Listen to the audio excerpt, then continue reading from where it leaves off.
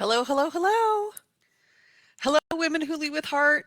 Who's out there? It's me, Josie, coming on live inside our group for my freebie Fridays on a Wednesday, because I can be like that. If you're joining me live, come on in, say hello, give me a hey, give me an emoji, give me a wave. If you're on replay, give me a hashtag replay. I love to be connected and to know who's out there. And I can only know that if you let me know, because I cannot see into this broadcast. This is a starter lesson on how to manage your mind. I know everybody's talking about, you just need to meditate. And I love meditation. And it's also super hard for beginners and even experienced people to find some inner nirvana and calm and an ability to manage the monkey mind, as they say, and meditate. That's not necessarily what you need. It would be lovely, yes, to have an epiphany, to be able to calm your messy mind and be able to have that sense of zen. But it's not the only way, and it's not the only thing that you need if you're in a swirl. So let's just level set. So many of us, super busy, out there in the world, making things happen, multitasking, lots of roles that we play. We think we need more time. We need more organization. I just need to get more organized. More preparation. We think we just need to kind of study more, do more, scrape together more knowledge, certifications, capability, enoughness. And actually, none of that is the truth. None of that really is what you need. It's just what we think we need to create a sense of safety, to create a sense of a foundation so that we feel like we're on track. But you don't actually need more time or more preparation or more organization or more anything. You don't need more to-do lists or a day timer or a good planner. You don't need any of that. What you need is to be able to come into concert with the gray matter that is right up here and manage your thoughts better, manage your reactive tendencies better, manage your mind. And that is what we are here to do today. Are we going to do it all at once? No, we're going to keep it light. We're just going to give some initial starter tactical tips that you can put into place today that will lead to even a little bit more relief and encourage you to keep going. All right. So, are you ready? Who's here? Hi, Elizabeth. Hi, Cheryl. Nice to have you guys here. Um, Come on in. I'm going to give you just a really quick overview about what it is that our brains are wired to do and why they don't always work for us. Your brain exists for one reason only. It is to keep you safe, right? We are mortal creatures. We are a soul in a human meat suit that has an expiration date. And our brain is here to keep us living as long as possible. It tells us to be afraid of hot stoves, strangers in the dark, and busy streets that we need to cross. Our brains are wired for protection and safety. That's an important concept for us to grasp.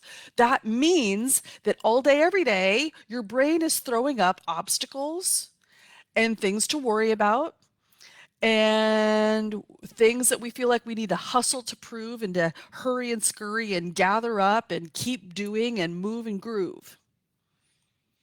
We are also chemically fueled with hormones like dopamine and cortisol that keep us nervous and anxious and hurrying and scurrying and scared and needing to feel a sense of accomplishment and productivity. So we're coping with a lot of stress, a lot of incoming, a lot of stimuli. We have this chemistry that's whirling inside of us and a gray matter that is constantly seeking to try to keep us safe by doing, by achieving, by keeping our chin above the water. And this will send us into further stimulus overload. Can I get a hell yes if you feel like this is a hell yes? Are you tracking? It's our modern world with a primitive brain having us be in task overload all the time. And then our brain starts to spin out into this overtime, autopilot, swirling churning of thoughts that sometimes even just becomes unconscious background noise. all the things that we think we got to do, all the things that we're telling ourselves all day, every day, all the ways that we're not enough, all the ways that we need to keep moving, all the to-do list things that we got to do, all the ways we're judging ourselves about not being enough, all the things that we can obsess about in our recent or distant past that we should have done differently. That's your brain braining. That's what I tell my clients. Oh, that's just your brain braining. Good job, brain. Don't need that. All right, so if I've level set with you enough, hey, Jen. Yes, you're supposed to be here. I want to give you some sample tactics then for how to cope with this brain braining. First of all, there's nothing wrong with you and that everybody has this. And what we're going to do is give you some tactical ways to unwind this so that you can feel some relief, some composure, some rise above in your own life so that you're not just react responding all day, every day. So I'm going to give you 2 tactics today. You ready? The first one is actually a really fun inquiry. We're going to slow your roll by first doing an assessment on how your default sensory activation system works. So let's say you get a stimulus, you get something like criticism or conflict or fill in the blank. Some stress falls in your life. Surveys say that we have one of 3 ways that we will respond to that stimuli, that we will need to process that in some way. It will be one of these 3. Are you ready? It's either through your head, your thinking, through your heart, your feeling, or through your whole body, like kinesthesia in your physicalness. So let's break that down. Let's say that you're working in a job and you get some criticism somewhere, or you're online and you get a troll that comments on your thing somewhere. That stimuli, that stress, you'll process it either like in your head, thinking, what did that person say? What did they mean? What did I do? What should I have done? And that will be like, if you're a head processor, a cogitator, a figurer outer, if you are in your cranium thinking it through, then you're processing your stimuli in that way. That could be the default way that you deal with that stimulus, as opposed to others who really default towards the emotions, where they immediately feel pierced or hurt or rage or teary, like where your emotions are close to the surface. That's how you process stimuli. That's how you input and deal with stress. If you have an emotional response first, you know that you're sort of a heart responder. And then the third way is this physicality, this body, this sort of like when you feel stress, you feel it in your cellular level. You, like I sometimes say, sometimes stress is like a sonic boom that just goes and like explodes in your body, where you feel like the rush of adrenaline or cortisol or stress hormones, where you go hot or your pits sweat out. If you feel stress and you immediately feel it physically, that's a body preference for how you process information. So what we're doing here is we're just identifying the 3 ways that we process stressful stimuli, head, heart, or body, and recognizing which one is yours. And so if you're following me, if you're here live, even if you're here on replay, why don't you type in the chat, when I receive a stressful impulse, when I get information that is scary or stressful or conflictive or causes me to cast my attention, surprises me, do I process that through my thoughts? Am I an overthinker, a cogitator, an analyst? Am I thinking, or am I feeling, or am I in my body, like almost feeling like my body takes me on a wild horse ride? And so I'm going to read some of the comments. I love it. Robrette's like, slow your roll. Oh, she knows I'm a 2 snaps, right? So I'm a heart and body feeler processor. Another person says head. Great, bring it on. This is so good. This is what we're here to do. When you manage your mind, you know who you are. When you're managing your mind, you know how you roll. The very first step to mind management is self-awareness. So this is a small piece. It's you realizing like, oh, this is how I process things. I'm reading head and heart, and I'm an emotional responder. Love it. There's no judgment here. There's nothing wrong. You shouldn't try to be different or better or more or whatever. It's just knowing what your tendency is, what your preference is, what your natural preference is for processing emotion. We all have one. Some people say, I'm all three, and that's true. We do process information in all three ways, but we tend to have one that's a greater preference for us. And sometimes you'll have, it'll be, I'm more head when I'm at work, but I'm more heart when I'm at home. That's fair too. We're just being aware of when we're in a processing situation and which modality is being used. Are you following? Right on. Okay, so why do we do this when we're talking about manage your mind? It's so that you can do my 3-step formula any time of the day, all day, every day. You can have your little Post-its that you put on your bathroom mirror, on your dashboard, on your computer monitor that asks you these 3 questions. This is how you manage your mind. You ask yourself, what am I feeling right now? What am I experiencing right now? Right? That's the first question. What is this experience about for me right now? You just name that. I am feeling breathless. I am feeling stressed. I'm feeling confused. I'm feeling cloudy. I'm feeling nervous. I'm feeling whirling. I'm feeling panicky. I'm feeling blah. I'm feeling tired. That's all you got to do. It doesn't have to be like this beautiful thesis. It's just like name it. That's the first question that you answer. Second question, how do I know that? How do I know my feeling? How am I perceiving that? Well, I'm a body processor, so I know I'm feeling whirling because I'm just buzzing. Just my body's buzzing, and I've got like this kink in my scapula and my shoulder blade. Or I'm an emotional processor, and I just feel like nervous. I feel like stirred up. I feel it in my chest. I feel a quickening. Or I'm thinking racing thoughts. I'm a head processor. I know that I'm feeling overwhelmed because I'm thinking, thinking, thinking, thinking, thinking, thinking. So that's the second question you answered for yourself. Then the third question is, and what do I desire to feel?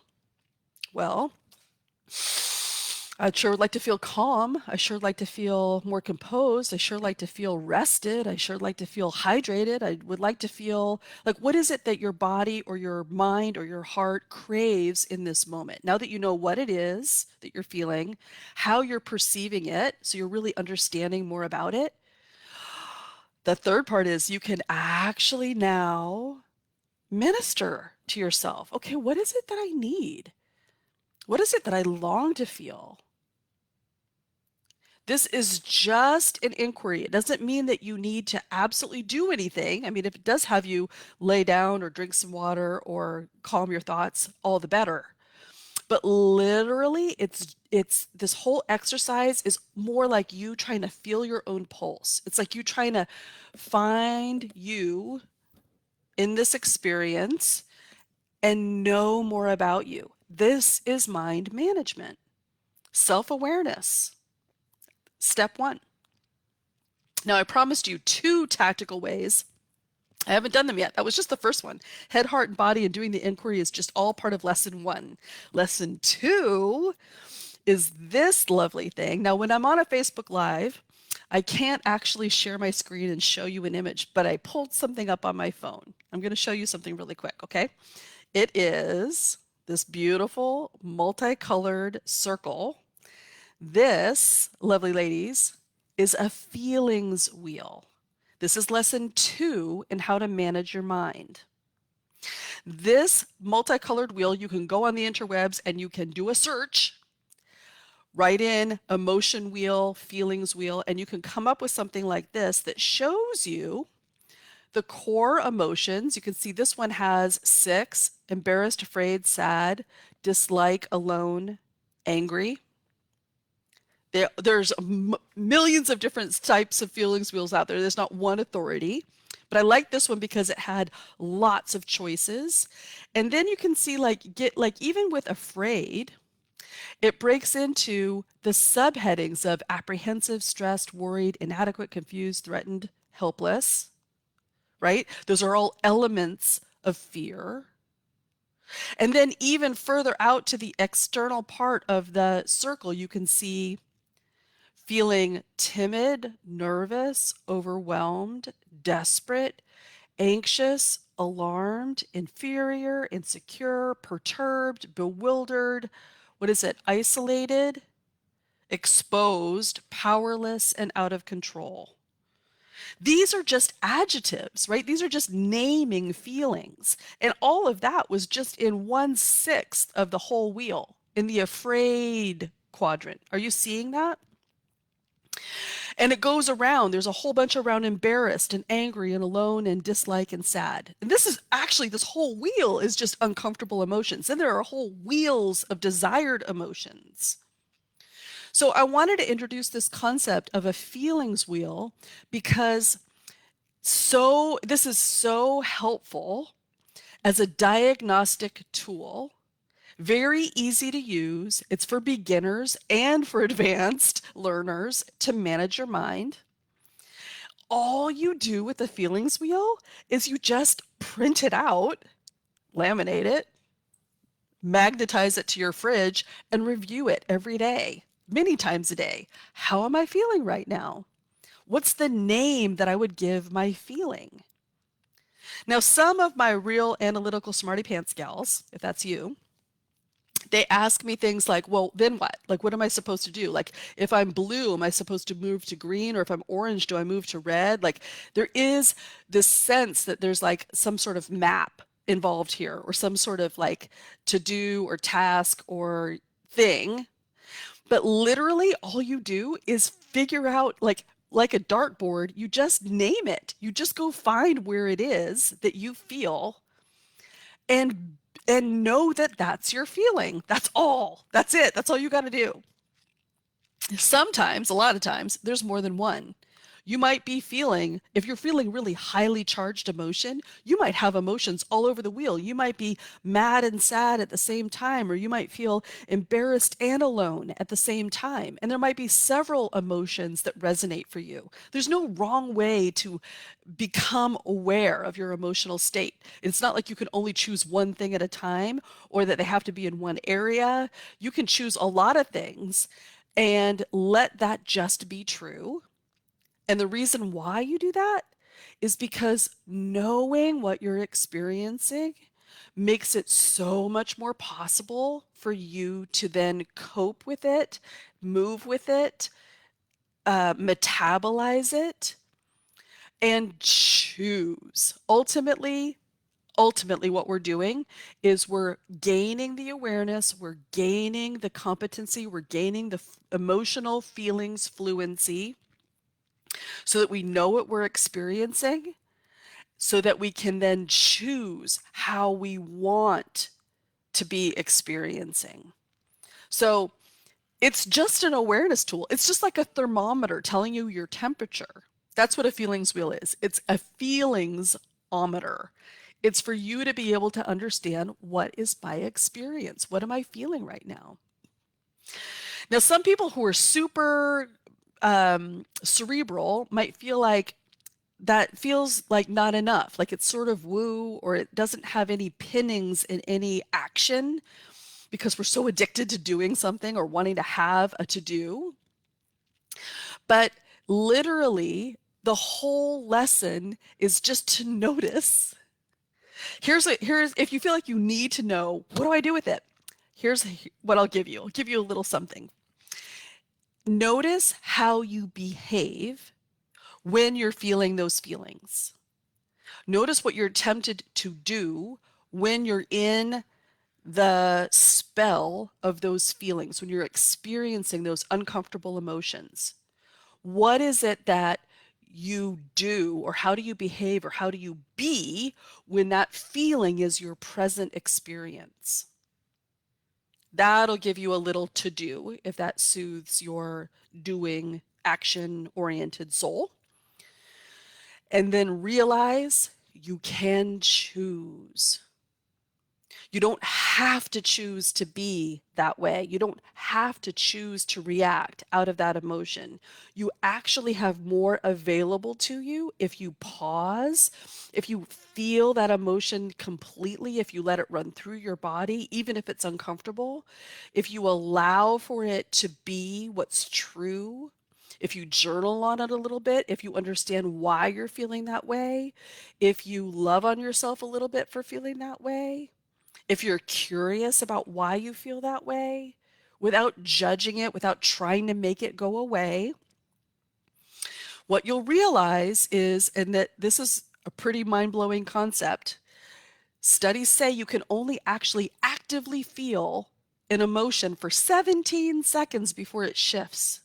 Like really, really feeling it, really being in its spell, really experiencing something, and then it morphs ever so slightly. It doesn't mean that it always gets better. It could get harder, but it shifts because emotions are literally feelings in motion. They have a vibration in your body and they move just like a physical atom moves, so does your emotional state. So if you stay with it a little bit, even the uncomfortable emotions, they will shift and you'll realize that you have some agency over how you feel and how you want to feel. What are you thinking about this lesson? I'd love to see your comments. But that's my short lesson for you today on how you can start managing your mind through self awareness and doing some inquiries, some short processes to know what you're feeling and why. I'd love to hear your thoughts. And if you want more, come on over to my new house, www.joeleader.com. I have a new website.